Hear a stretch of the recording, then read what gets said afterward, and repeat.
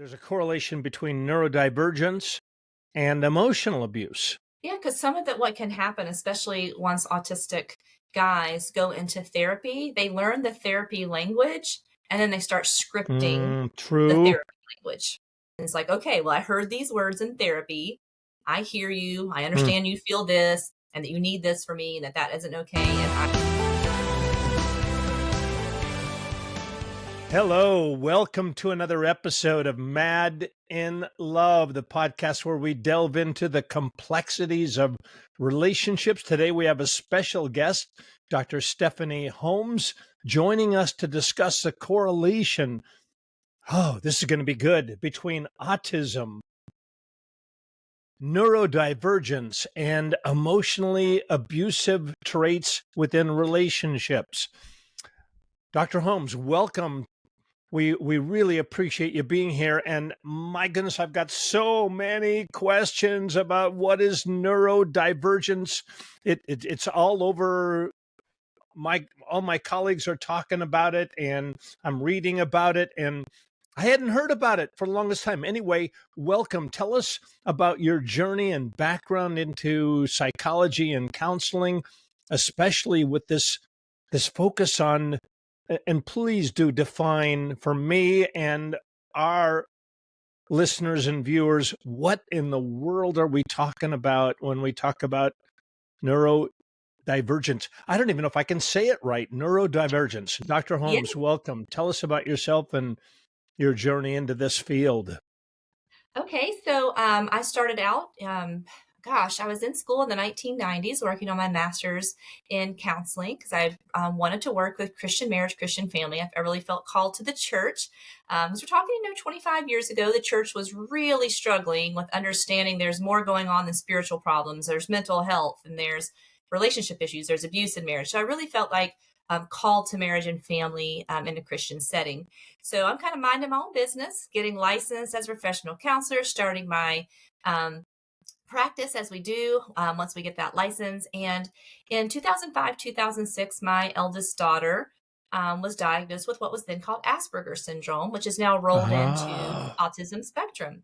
So I was kind of forced into this world of neurodivergencies. And 20 years ago, they weren't really saying that girls could really be on the spectrum. The spectrum ADHD was really thought of as a boy or a male condition. Yeah. So finding the help was really difficult. So that was kind of our onset into it, was practicality. What is it? Something about necessity is the invention. When you get pushed Necessity into that. is the mother of invention. Yes, that's it. And many That's mothers who are in that space will decide to be inventive. Yeah. So for me, then, when you're an LPC, you have to get continuing education unit. So I just decided from then on, it's going to be autism and ADHD. Every single time I can get a continuing education unit, that's what I did. So to define neurodiversity, I like Harvard Medical's. When you get into the debate about neurodiversity, there are some people who include almost the entire DSM. And I don't think that that's accurate, because that would include like even schizophrenia or personality disorders. And I don't think that that's accurate. I like Harvard's definition, which is used in context of autism spectrum disorder, as well as other neurological or developmental issues or differences, such as ADHD, learning disabilities, learning processing, and even left-handed people, because people who are left-handed have a brain that is wired differently. Repeat all of that. That was a mouthful. What you just very slowly for us that are new to the game here. Maybe just read that again and slowly. Sometimes my Southern accent and my passion, we just start going real fast, going fast forward. All right, so it is used, neurodiversity is usually most often used in the context of autism spectrum, but can also apply to any neurological or developmental difference. So this could include, beyond autism, ADHD, learning differences, learning processing, even those who are left-handed, because those who are left-handed have a brain that is wired differently than those who are right-handed. So part of the neurodiversity movement looks at different neurological issues for people who are in like a neurotype minority, so to speak. I don't know what percentage, Dr. Holmes, but a big percentage. I'm guessing 30 to 40% of our population of the men have had ADHD, have some maybe Aspergers, but undiagnosed. They would be called neurodiverse. So there's a huge overlap in your specialty field and our specialty field. Huge. But Yes. okay, tell us, like, what I mean. Do they process information differently, and then do they need services that are different? Anyway, so keep going. How you got into? Yeah. Yeah, so with if you think about like back in the olden days of the DSM-4, when you would diagnose ADHD or Asperger's syndrome, you would usually use Axis 2, right? Because it was not a psychological like disorder or mental health, right? Schizophrenia, Mm. bipolar, all the mood disorders, they all went on Axis 1. And then Axis 2, we would have personality disorders and developmental disorders and delays. So autism, learning processing, they're not medical conditions. They're not psychological disorders. They're not mental health issues. So it kind of falls in this weird area of something that is Mm-mm. different, that is kind of outside of what's typical, but it does hugely affect processing and relational and communication issues. So that's where I would like to say undiagnosed neurodivergence can lead to a higher percentage of maybe having that emotional abuse because it's not known. And so it's unintentional because maybe one doesn't know about their neurodivergency. People think like me. I'm finding this out at 40, 50, 60 years old. That's pretty difficult sometimes to process that all this time I thought I was neurotypical. And now mid to late in life, I'm finding out my brain works really different than other people. Tell us a little bit more. How does their brain work differently? And um, I mean, ADHD. So I would say 30% of our population of men in our groups have some level of ADHD, some level of it. It's hugely prevalent. And so then focusing is challenging, attention is challenging. Tell us how do they think then? The huge issues. I'm reading a book right now by Dr. Peter Vermeulen, and it's called Autism as Context Blindness. And so What's in it again? Autism as autism what? is context blindness. Context Context blindness. blindness. So you think about the Not nuance. not seeing the whole picture, not putting things in perspective, Yes. getting maybe getting hyper focused. But keep going. Yeah. So if you kind of think about when someone's telling a story, and even scripture, right, in context means something different than how you might pull a scripture out. Like if you're, so we'll use scripture. Let's just say you pick out a verse like in 1 Corinthians 7 about you're not allowed to deprive each other from sex. It's taken out of the context of the question Paul is answering, written to the Corinthians, pulled outside of this letter. You could take 2 lines from that and develop a whole theology outside of the context. So the same thing happens a lot in the neurodivergent brain is they're missing social cues and social context. So I think a thing that's kind of similar maybe with narcissism and autism is they both like things even, like tit for tat. We like for things to kind of always be fair, so to speak. And so it might be the person who's on the spectrum, they think if something is fair, it might mean it has to be equal. And so if she says to him, hey, when we're out in public and we're at a dinner party and you're interrupting me a lot, like, I don't like that. It kind of hurts my feelings. You're talking over me. And so he's like, okay, I'll take that into consideration. Well, then they're at a small group gathering and he's doing it again. And she's like, we've had this discussion. Oh, well, technically you didn't.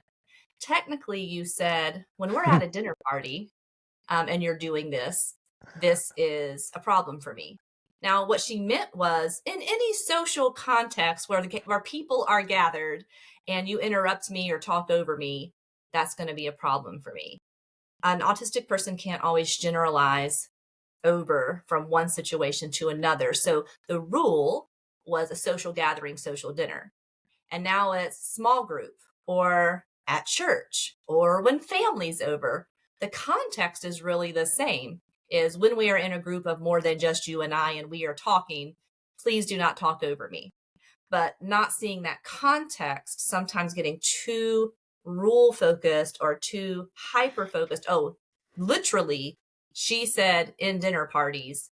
And an autistic person wouldn't be doing that to be precocious or cheeky. A narcissist might, but the autistic person might not generalize that information to, oh, all social settings.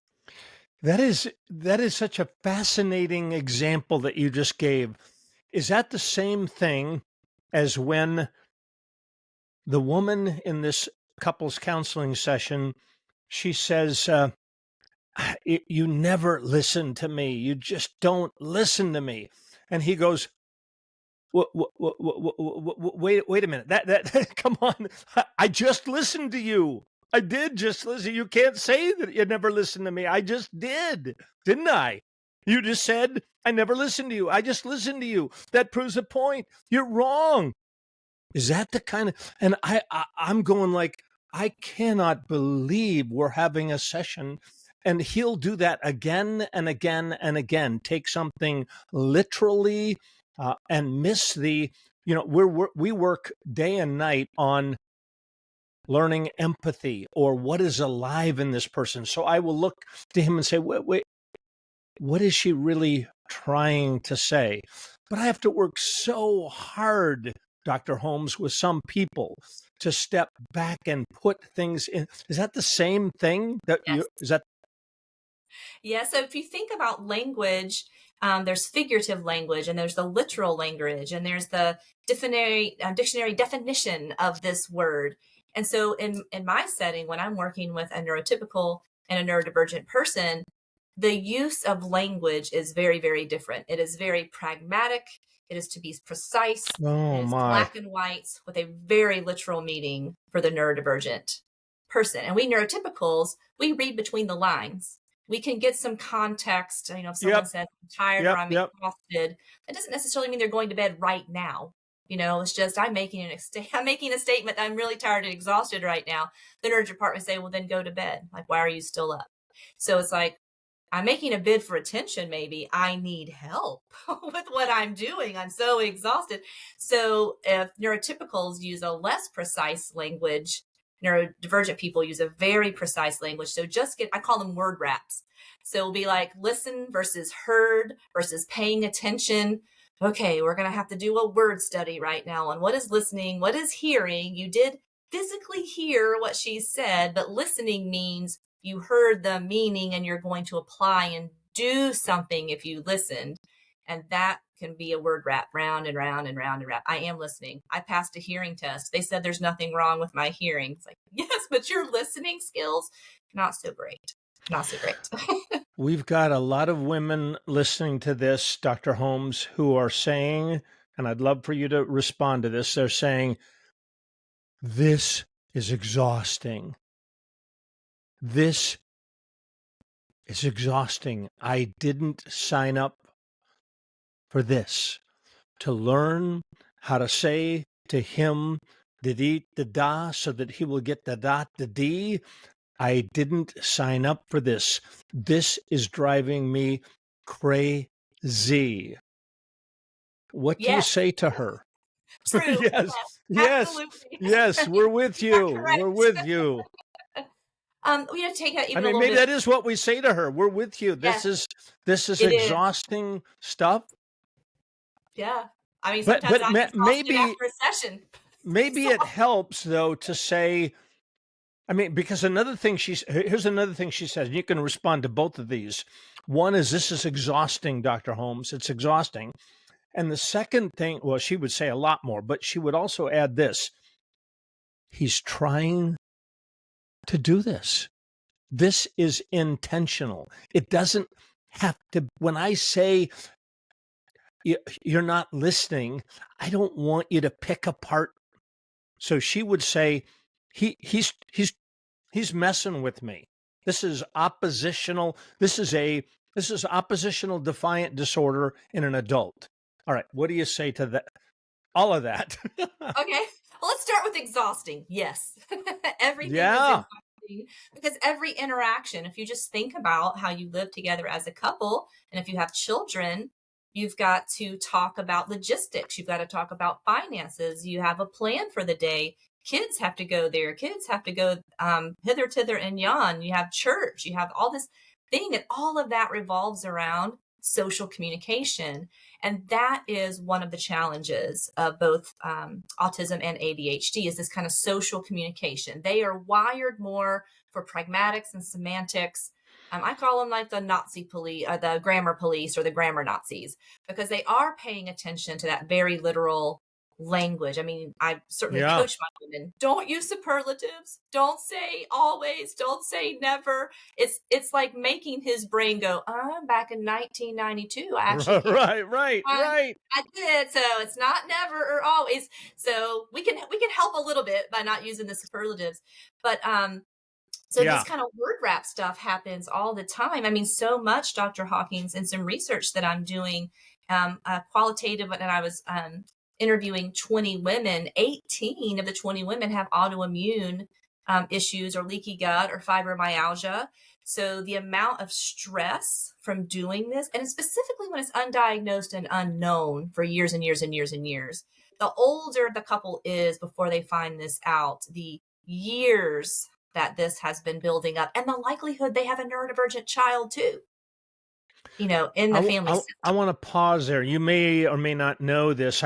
I wrote a book actually with my sons. They're both physicians, and I wrote a book on the physical impact of emotional abuse. That's really fascinating what you just said, that 18 out of 20. So in our population of victims of narcissistic and emotional abuse, 90%. Clearly 90% have, maybe 95, maybe 100%. It is extremely rare that I ask the question, do you have any physical symptoms, anything like sleep issues or autoimmune fibromyalgia, chronic fatigue, Lyme's disease, any of those? And she goes, all of them, all of them. And I only began asking that question like 4 or 5 years ago, but that's interesting you say that. So say the statistic again of the 20. How are these 20 people? There were 18 out of the 20 women that I interviewed in my qualitative research that had something: leaky gut, autoimmune, fibromyalgia. But how did you pick the 20 people, 20 women? How were they So I had selected? a big survey, and 322 people participated, but not everybody had a spouse that participated. So I asked people to choose, were they happy and content, mostly satisfied, neutral, discontent, very dissatisfied, or you are filing for divorce. And when I picked the couples, I wanted to pick some out of every category. So I wanted to have someone who would say they were happy and content to someone who says, I'm planning on filing. And so out of all the categories, because what was also common in the research, we found that the most common age demographic that adults are getting their diagnosis is between 40 and 49, right? So you're usually well into your marriage between 40 and 49. We also found that my couples in this survey had been to between 5 and 7 counselors before they found a counselor that knew neurodivergency. Yeah. So you're emphasizing that there's a strong correlation. Actually, I think maybe we would say this: there's a correlation between neurodivergence and physiological symptomatology and emotional abuse. I mean, Yes. all of that, those all go together. And even my neurodivergent women who were married to neurodivergent men, they were experiencing the same thing. So them themselves on the spectrum, married to someone who's neurodivergent, experiencing emotional abuse, it was the same for a neurodivergent woman or a neurotypical woman, having the same kind of reactions and issues to the stress or emotional abuse or emotional neglect. I want you to respond to this. I have a colleague that that created what she has called the maze of confusion.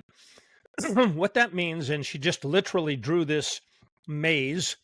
In a healthy relationship, person A goes to person B and says, "Hey, I've got a concern." Person B goes, "Oh my goodness, tell me about that." Person A says, "Here's what it is.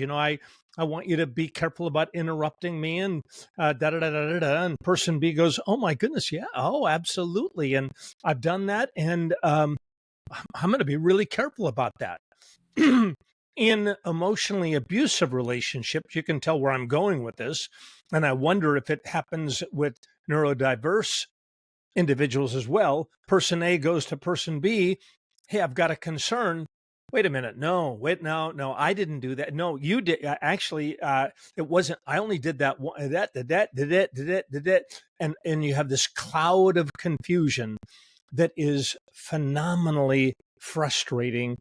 She ultimately gives up, ultimately, after having hundreds of exhausting interactions. And then she finally starts to shrink, pull back, and realize I'm not going to be heard. I'm not going to get my needs met here. What do you think about that? And how does it correlate with your population? You know, most of my women, when they're trying to figure out like what's going on in the marriage, they Google, "Is my husband a narcissist?" And usually it will come up narcissism or autism. So you asked a question earlier that I'll tie in. Autistic men are not doing this intentionally. A narcissist, I Yeah. believe, absolutely is doing it intentionally. But someone who is autistic without having that combination, because you can't have the combination of both, which is a whole different scenario when the person is both. But for the person who's autistic only, it's not intentional and they're unaware because of this context blindness. So that might look like, "Hey, honey, I have a concern. Your tone is harsh. You're hurting my feelings. Well, don't be so. You're perceiving me wrong." And there might be more of a like, "I need to tell you my intention." And when I talk with the men that I'm coaching, they honestly believe with every cell of their being, if I can just explain to her properly and logically what my intention is, then her feelings wouldn't be hurt. And then I could help her not have hurt feelings anymore because she just didn't understand what I did. That's more autistic. And so it's Hmm. like, no, no, no, no. You're still invalidating her feelings because whether you meant to or not, your intention had a different impact. You can own your intention, but she gets to own the impact. And so there's more of not seeing it. Sometimes the men might say, well, my husband used to say this to me. He doesn't say it anymore. You use emotional logic and I use real logic. Intellect is higher than Yeah. emotion, right? So if you use any emotional reasoning or emotional, and that would like totally disqualify my whole argument because I used a feeling word. And so he's not narcissistic at all, but the way he's so focused in black and white, pragmatic logics, science, you know, always has to eight, 1 and 2 always equals 2. It was missing the variables, missing Hmm. these other social and relational context. And so, but then I take it one step further that if you have a husband and we now know about the autism and you're in work together, now if you go to your partner and say, "Hey, this is hurting me," and they say, "So what?" I would call that a character issue or a spiritual issue. Like you should care when you hurt someone. It's one thing when it's ignorance and you don't know what you don't know.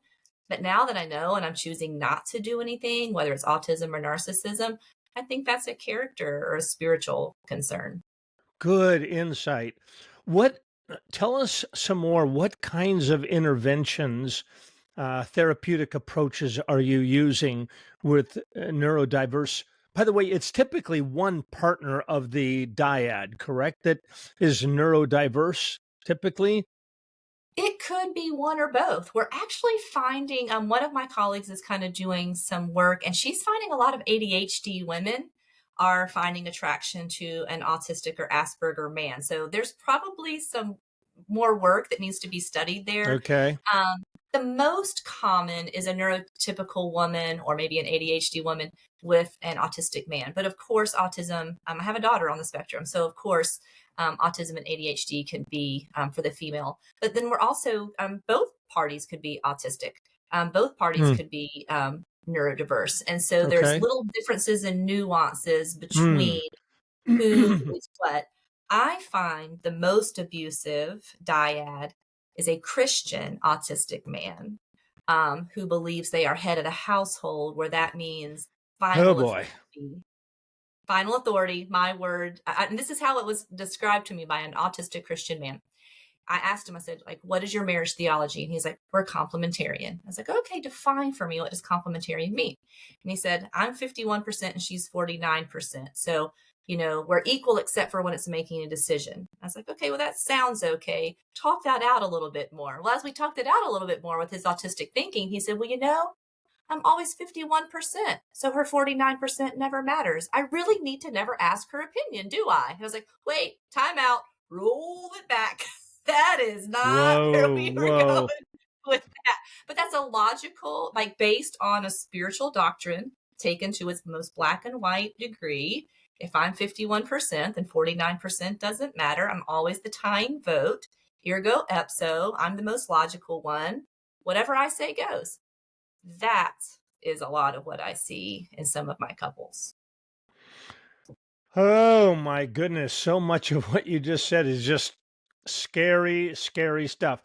Talk to us about empathy and the role that empathy plays in bridging the gap between neurodivergent and neurotypical partners, especially in the context of emotional abuse. Of course, that's what we see so much of. There's just a total absence of not only empathy, but even being receptive, as you just talked about it, being receptive and being, oh my, oh my. But yeah, talk about empathy and what we all need to learn, us other clinicians, about this.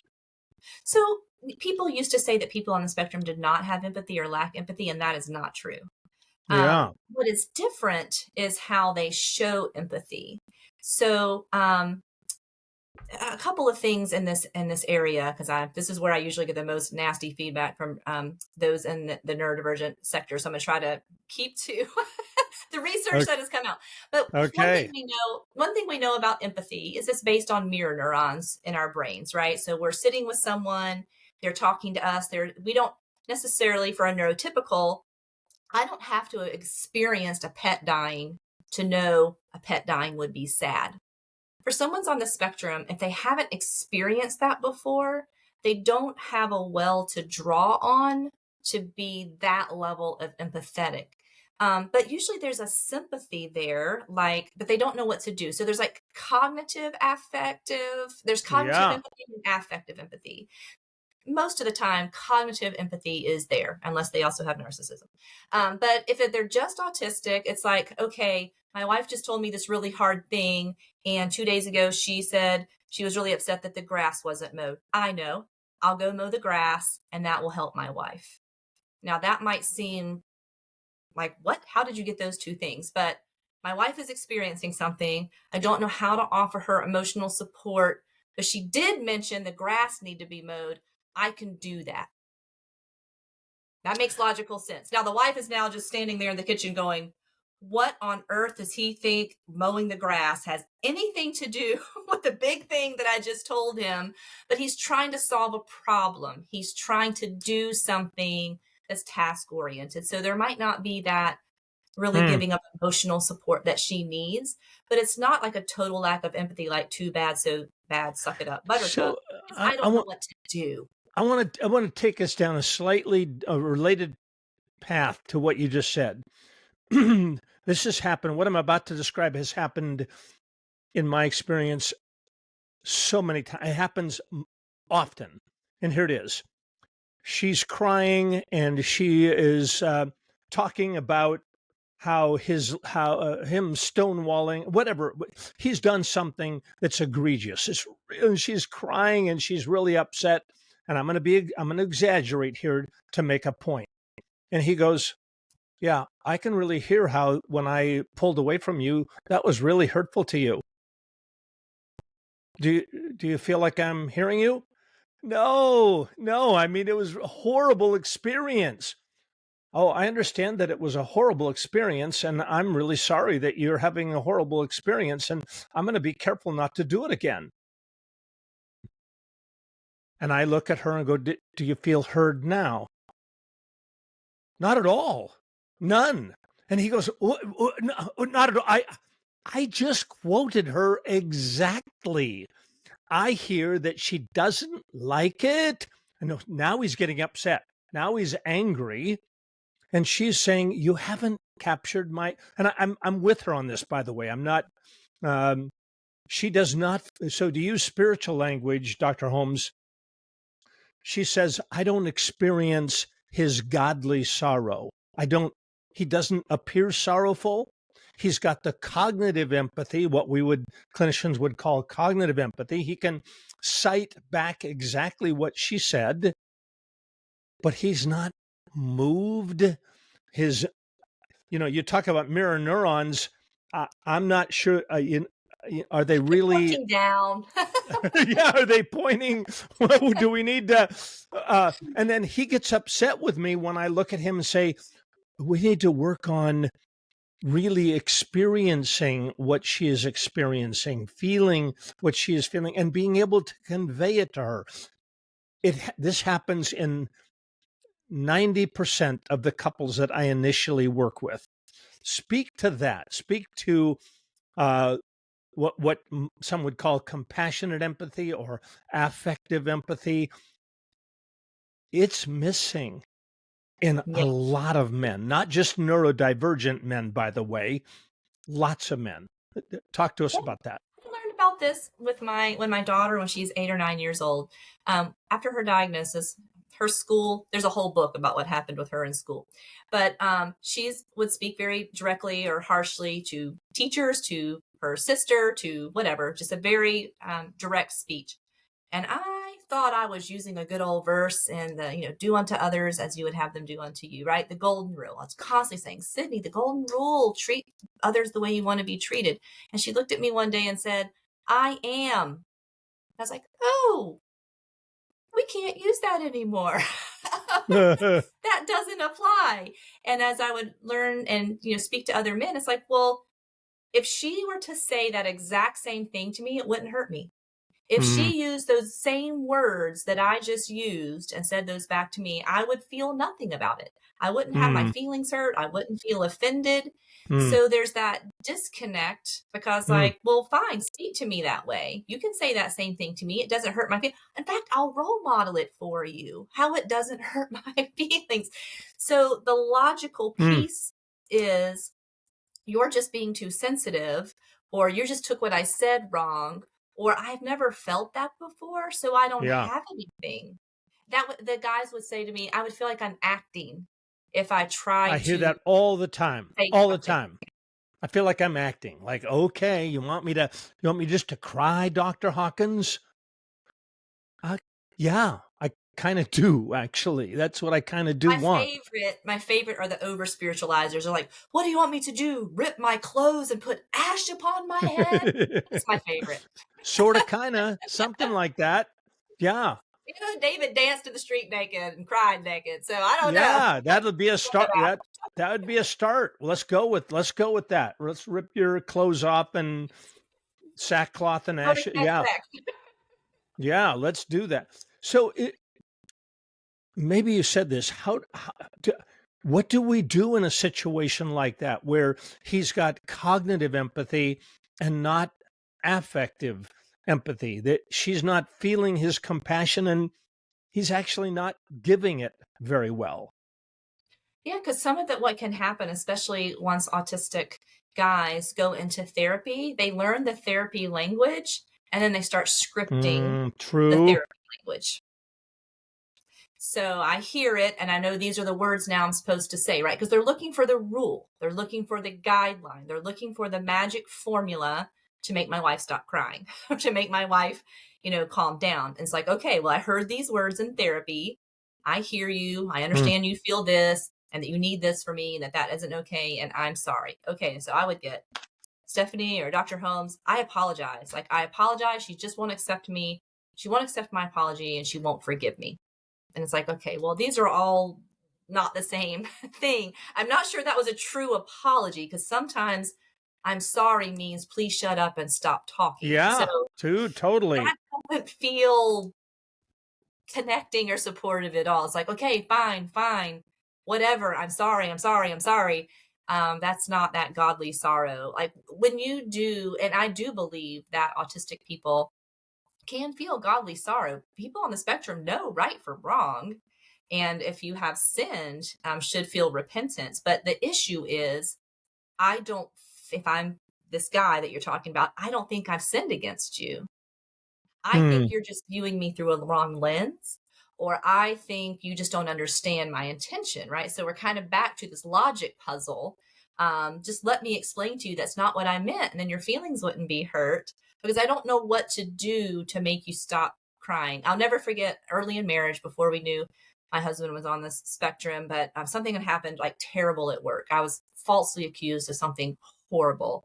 And I came home crying and crying. And I'm not a crier. I hardly ever cry. So when I cry, it's like, oh my gosh. He was like, I remember he called one of the pastors, or he was like, my wife is broken. She's broken. Stephanie's broken. Don't know what to do with her. And we got in the car, and at least he got me to safety, right? He did not know what to do with the crying and wailing Stephanie, but at least like I got to get her somewhere. I got to get to her to a pastor, you know? Get So her. that at least was helpful and supportive. He didn't know what to do. He was like, "What? I don't. This is crazy. She's crying and won't stop."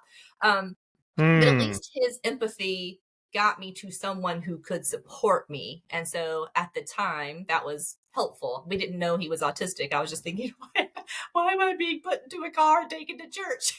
But at least, the pastor that worked with us was probably one of the most compassionate people I've ever met. And he knew Hmm. exactly what to do to kind of help me, process through the situation. And Dan was just there with his hand on my knee with his eyes about this big, like, how is he doing this? Like, this is like, Yeah. what's going on here? Um, so, learning the skills, if a person is receptive, you can learn to be more relational. You can learn, like, lean in for the hug or ask, I don't know what to do or say, but can I hug you? Or, You just simply, if you don't know what to do or say, being humble enough to you're ask. on And to something really important right here, Dr. Holmes. What would you say to this? I would say that's what to do, and here's what not to do. You've mentioned a word 2 or 3 times that I want to highlight. You used the word defensive. I have heard women so beautifully say, and I'm gonna quote a number of women who have said this. They've looked at their husband and said, please just don't defend yourself right now. If you'll just sit with my pain, just sit. Maybe don't even say anything, but please stop defending yourself. I don't need an explanation. That's about you. I need you to just sit with me. And that has helped stop defense. So that's a takeaway for any listeners here, any viewers. Stop. Defensiveness, it's incredibly rare that I hear a person say, "Yeah, please explain all of the reasons why you did what you did." it would Nobody help says so much. that helped me so much. Give me 10 different reasons why you did. No, it doesn't help anybody. And so stop defend. I mean, literally stop defending and start sitting.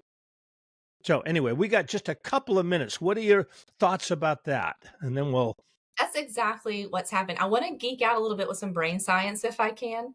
I came okay. across a book called Enemy Mode, Escaping Enemy Mode by I Dr. have Jim. heard about that book. I've heard about it. It's amazing. Well, I got a whole different read out of it because as Dr. Wilder is mentioning different parts of the brain that are pulled into enemy mode, I'm going, Yeah. well, that's a structure that's affected by autism. That's a structure that's affected by autism. That's a wiring that's affected by autism. So Yep. Yep. I reached Yep. out to Dr. Wilder and said, I know your book has nothing to do with autism, but is my theory correct that based on all the different things that are different in structure with the autistic brain, is the autistic person naturally wired for enemy mode? And he said, yes. I was like, so you could just wake up in the morning, and nothing's happened and be kind of in enemy mode? Yes. So for my autistic clients, then it's okay. Now we Interesting. know it's called simple enemy mode, which is defensiveness, argumentation. Yeah. You make the person the problem instead of the problem the problem. The person is the. Oh, so beautiful. Love it. So what you can do, and there's all these exercises on how to turn what he calls your relational circuits on. And by being more joyful and grateful and spending time with the Lord, actually time with Jesus and not just reading your Bible, but interactive relationship with the Lord, and then telling yourself good things about your spouse can turn your relationship circus on towards your spouse. You can start your day not in enemy mode. So, and for those who are narcissistic, though, Dr. Wilder wrote a book called Pandora's Box, and they go into intelligent enemy mode. It's stealthy behind the scenes. I know what I'm doing and I want to win. Predator enemy mode. Whereas autistic people tend to have more of simple enemy mode. I didn't know that. I didn't even know I didn't know I had relationship circuits, much less that they were off. So, now I can learn to do more relational things. That's completely different than stealth, intelligent enemy mode. All right. Oh my goodness. This stuff, I am intrigued by the enemy mode stuff. My thinking has been, I'm heavily influenced by internal family systems, which, we can be in our protective self. We can have, anyway, we have our protectors. That's what I would call that stuff. We're in our protective mode as opposed to being in our calm, clear, core self. But I'm interested in that. It's a great book. You got to get it. It's a great book. I'm gonna get it. Pandora problem. The Pandora problem is all about intelligent enemy mode. All right. Well, we got to wind up, Dr. Holmes. Thank you so much for sharing your insights and expertise on autism and neurodivergence. And to our listeners, remember that understanding, empathy, and open communication are key to navigating the complexities of relationships. We know this, especially when neurodivergence is involved. So you can learn more about Dr. Holmes by visiting her website. I'm going to say this slowly, everyone, www.holmes, HOLMESASR.com, holmesasr.com, and also at www.christiandiversemarriage.com, christiandiversemarriage.com. All right. If any of this resonates with you, listeners, viewers, you can always start by visiting our website at www.marriagerecoverycenter.com. We got a lot of them to book your free 20-minute phone consultation with one of our trained client care specialists to learn how to get started on getting help. And if you've enjoyed this episode, please take a moment and leave us a 5-star review and subscribe to our channel to be notified of upcoming episodes. So until then, take care and be well. God bless.